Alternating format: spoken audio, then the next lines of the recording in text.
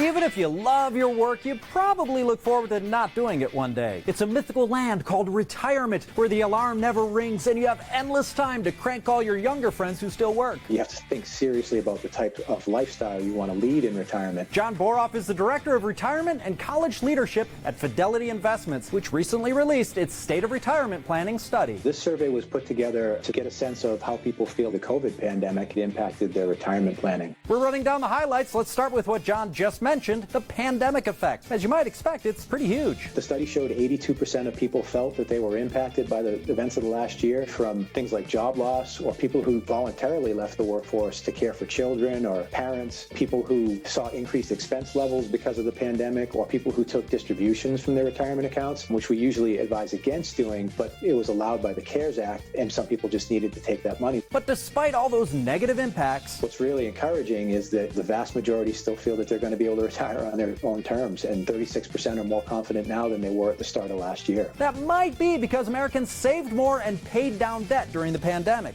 But the study shows the most important factor for confidence is to have a plan. This study reinforced something we've seen over and over again, and that is that people who have a well thought out plan in place have the highest level of confidence. Now, have a plan sounds pretty simple, but only 30-something% of people are actually doing it. People sometimes are afraid of what they're going to find. Ignoring your retirement readiness won't reduce your stress, so literally do anything. The survey showed the biggest jump in mental well-being, 39%, was from just setting goals. This only works in retirement planning. If I set a goal to have a six-pack, I'll only feel worse every time I pass a mirror. But set a financial goal and your stress level really should go down. It's a lot of breaking the inertia. People tend to feel like this can be overwhelming. And when you break it up into small steps, it's really not. The survey also looked at who is doing the planning. Surprisingly, we actually found that millennials were more likely than any other generation to have a plan in place. Seriously? Break out the participation trophies and avocado toast. Men are more likely to say they have a plan than women, 37 to 29%, and of course, age is a factor in how detailed you need to be. For somebody who's 30 plus years away from retirement, your plan can simply be having a target savings amount. As you get closer to retirement age, it becomes a little bit more complex.